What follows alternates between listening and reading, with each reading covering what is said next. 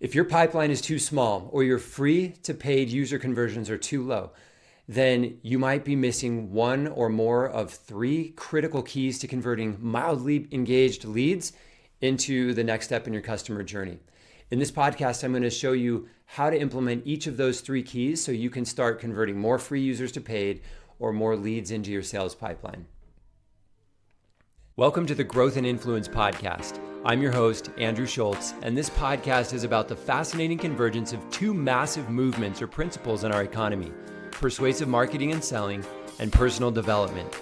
The principles that lead to personal growth and happiness are not always aligned with the principles of persuasive marketing.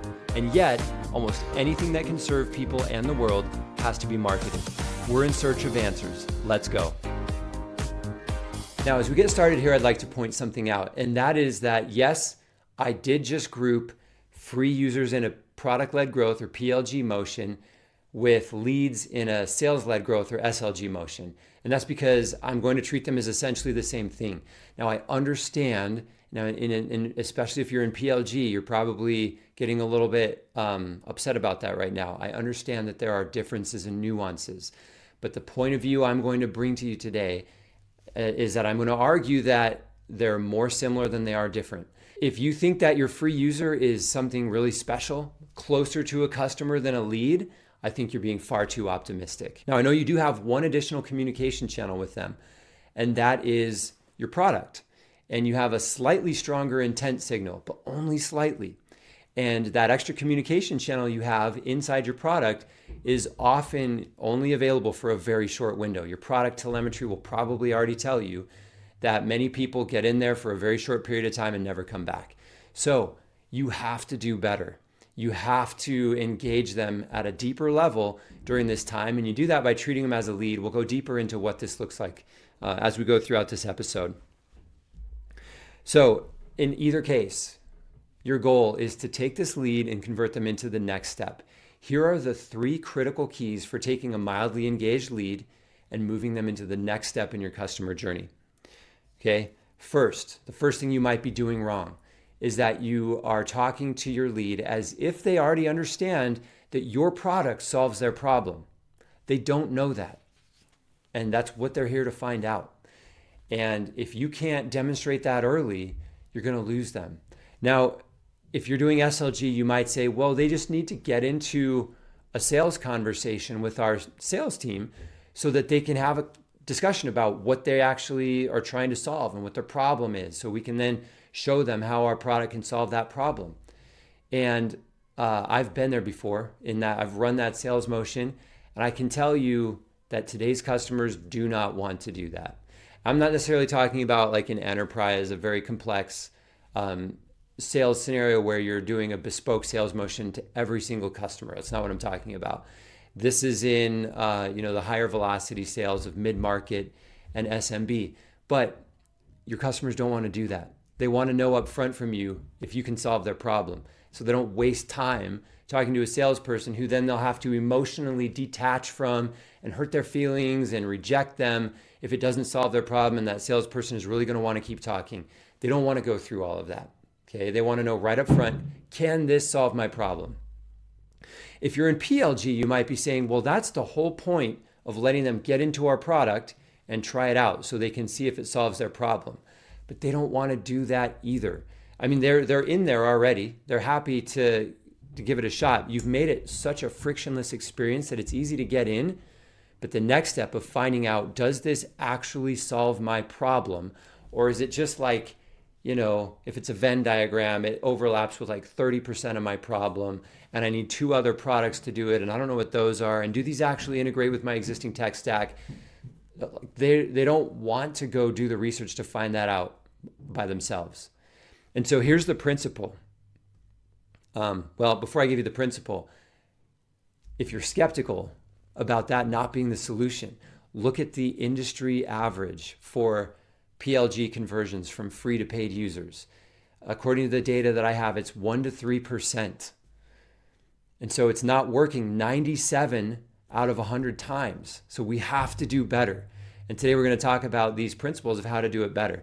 So that's the first problem, is that you're talking to them as if they already know the problem. The first principle, this first critical key, is that you must demonstrate that you understand this prospect's problem as early as you can in this relationship. They need to know that you understand it deeply. And the principle is that you no longer have the luxury of demanding your prospect's time to determine whether or not they should buy your product. And I'm saying that in the from the selfish end of that telescope. Like, you don't have their time to determine whether or not you can solve their problem either. You need to be upfront with that information. That's what they want. So imagine if you had a competitor who made this abundantly, absolutely clear in their first interaction with a lead in your market, the same lead that you're trying to market to.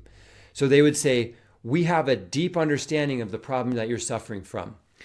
It is possible for you to solve it, and we can show you how. And we will also give you a tool to do it better, faster, easier, cheaper, and with a greater certainty of the outcome that you're looking for. How could you compete with that if you're just doing the way you've always been doing? You couldn't. If all you're doing is in PLG, they're coming in to your product, you're showing them click here, click here, click here, click here. Now you're done. You're sending them emails with 17 resources that they might need to get started and learn more about your product. You could not compete with that company. They would be crushing you in terms of their ability to convert the leads into paid users. And if they were equally, if you were equal in terms of your ability to get those free leads in, then they would be outperforming you in the market dramatically. If you are an SLG company and you're competing with somebody like that, and you're trying to just send them emails about book your demo now, here's a white paper, here are some results and some ROI from other customers that have used our product, you're also going to get crushed, because they don't care about your ROI or your results or the white paper research that you did. And they're definitely not going to book a demo until they understand that you're doing the thing that they need to solve their problem. Okay. So demonstrating your deep understanding of the lead's problem is your first critical key. As Jay Abraham said, or purportedly said, this is a great quote. I don't know if it's from Jay Abraham. I've heard it is. But he says, if you can demonstrate that if you can describe your prospect's problem better than they can, they will immediately assume that you have the solution. And that's what you want. You want them early in this process to assume that you have the solution to their unique problem. They think it's unique. So until you've reached that point, your prospect's brain is urgently warning them that they might be wasting their time here. Okay, that's what you're fighting against. And so when they get your email and it gives them the steps for how they need to, move forward with you, and what they can do to learn more, even if they have the best intentions to do that, they are going to resist it. Okay, their brains are going to push that away and help them and encourage them to do things that are more likely to have a positive outcome, in the way that they spend their time. So they don't want to complete your product tour. They don't want to hop on the phone with you and your salespeople to see how you might align. Some people might be willing to do those things, but you're going to miss a lot of people. Nobody wants to do it. Some people are willing to do it, but nobody wants to. And you're going to lose a lot of people in that stage of the process if that's what you're trying to do. Now, if you haven't done so, you should spend that precious, limited attention you get from a lead on demonstrating that you understand their problem and their pain. One other point, you don't spend that time branding. It's not on branding. It's not about branding at this stage. At what point do you care about another company's brand that you might do business with? Before you understand whether or not they're relevant to you? Are you going to get into a brand that is not going to have any connection to your life? Of course not. So if I don't have a problem that a car can solve, I don't care about a car's brand. And if I don't have, a problem that a soft drink can solve, I don't care about a soft drinks brand. And testimonials and case studies at this stage are also not that useful. They're very useful the minute they understand that you can solve their problem. But until you've connected on that point A testimonial is, they don't even know if it matters to them. Okay. All it matters is you solve somebody else's problem that may or may not be the same as theirs.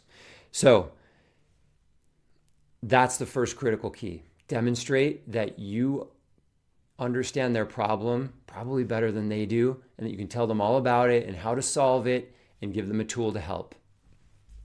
Now, the second critical key to understanding or to converting mildly engaged leads into the next stage of your customer journey that you're probably doing wrong or missing is the understanding that your product doesn't solve their problem.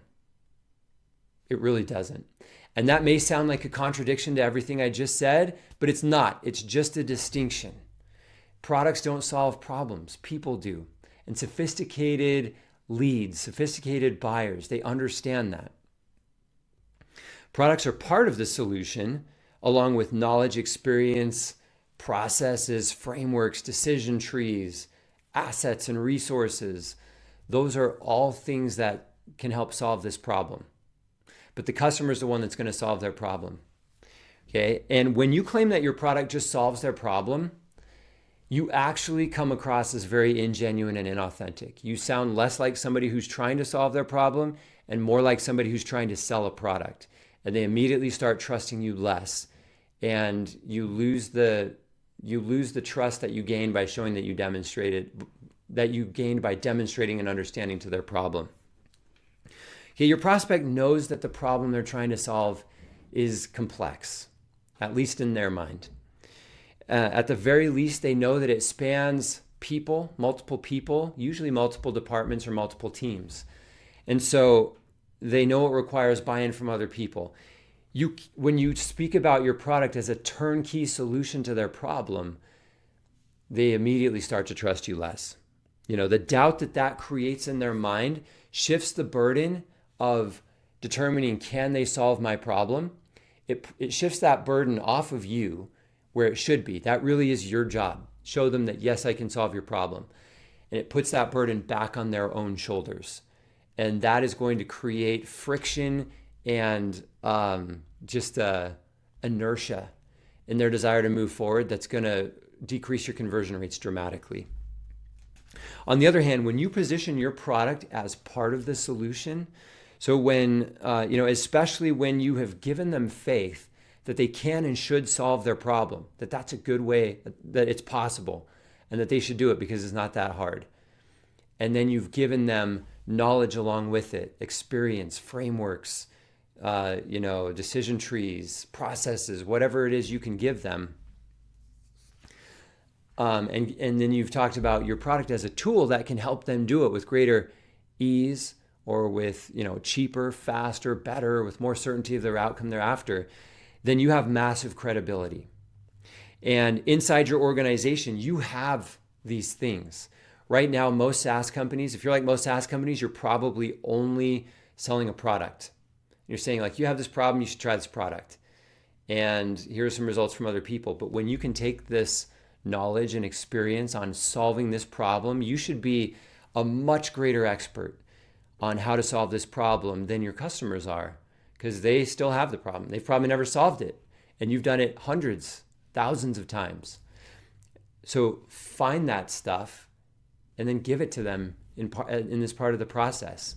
Give them an understanding of where they're at, what's going to be required, and how your product fits in, not to solve the problem by itself, but how it fits in to help them do it in those ways. So it's there in your organization. It may be written down. It may be in people's heads. But why aren't you putting this into your offers and into your marketing that moves people into your offers? If you're saving this value, and this is the last point in part 2 here, but if you're saving this value for people who buy your product and then are willing to buy an expensive implementation package or consulting package, then you've got your funnel backwards. You're limiting this value to a very small number of people when you should be offering it for free in your lead funnel so that you can crank as many people through that funnel as possible. Don't get that funnel backwards. Don't limit the number of people who can get this value from you. Okay, finally, The third critical key to converting mildly engaged leads to the next step in your customer journey, which you're either missing or doing wrong, is that you have to have an offer that most people in your market are going to feel stupid saying no to. Tony Robbins teaches this in his business courses. I learned this from my mentor, Russell Brunson, 7 years ago. More lately, Alex Hormozy has written a book called $100 Million Offers. It's an excellent book where he's put some additional thinking into this principle.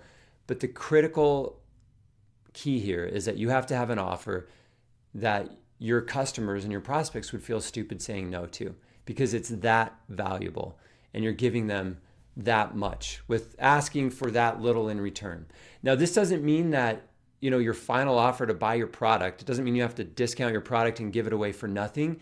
It means that at this stage, when you have a lead and you're trying to get them into the next step, your offer for taking them into that next step needs to be irresistible. Okay?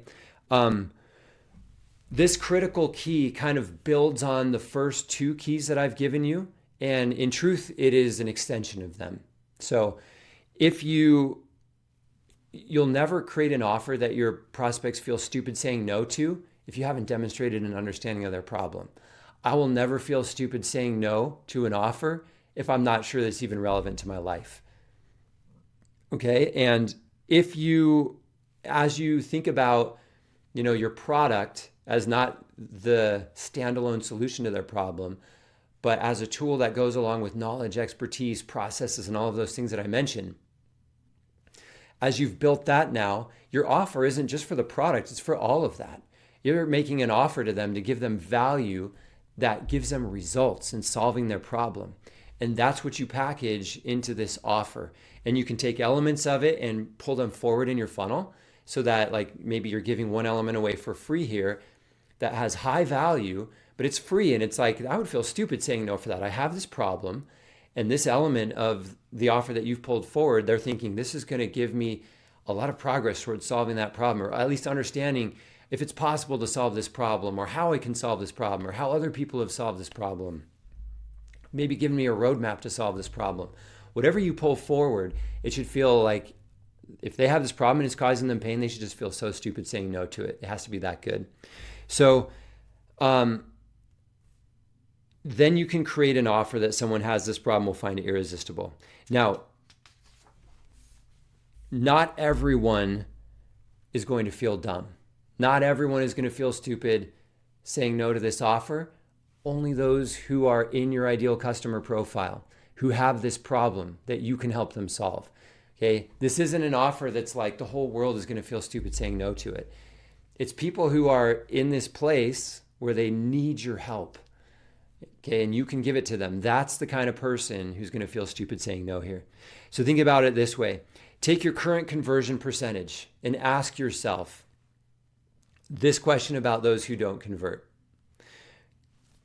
So for example, if you're PLG, ask yourself this question.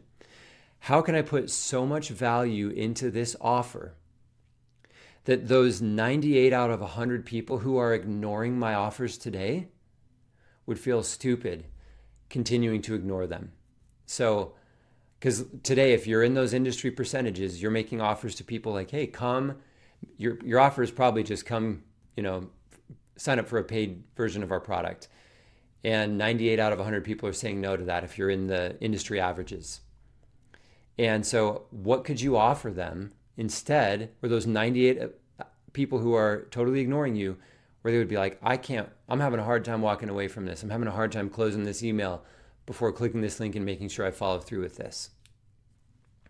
Can you see how that's so much better than, hey, you should upgrade to a paid account because that'll give you more volume or a few extra features or something like that? It's so much better. So I hope this has been useful. Again, the 3 keys that we've talked about today to converting a mildly engaged lead into the next phase of your customer journey, whether that be product-led growth where you're trying to convert them into a paid user, or sales-led growth where you're trying to convert them into a pipeline, into qualified pipeline who's on a sales call. The keys are, number 1, demonstrate an understanding, a deep understanding of the problem that they are trying to solve very early in your first interaction with them if you can. Okay. Number two, understanding that your product doesn't solve their problem. And the more you insist that your product is a turnkey solution, that it's all they need, and it'll do all these amazing things for them, the less they're going to trust you and the fewer people you're going to convert. They know that there's work involved. They know that there's other stuff they have to do. So start marketing like that. And number three, create an offer that they would feel stupid saying no to. If you do these three things, these principles will help you convert more of those leads into the next stage, and you'll be driving more pipeline, more revenue, and your marketing organization is going to be much more successful in the eyes of the rest of the company because you're doing things that actually impact the growth of the business. So I hope this has been helpful. This has been the Growth and Influence Podcast. My name is Andrew Schultz as your host. And if you found this helpful, please consider sharing this with somebody else who could get value from this. I don't know how you got here, but maybe you got here because somebody shared this podcast with you. And if you found value, it's only just that you share that with somebody else. Also, if you like this podcast, you can subscribe to it and give it a 5-star rating on the podcast distribution app of your choice so that other people can also find it that way too. I hope you have a great day. Thanks for being here, and we'll see you next time on the Growth and Influence Podcast.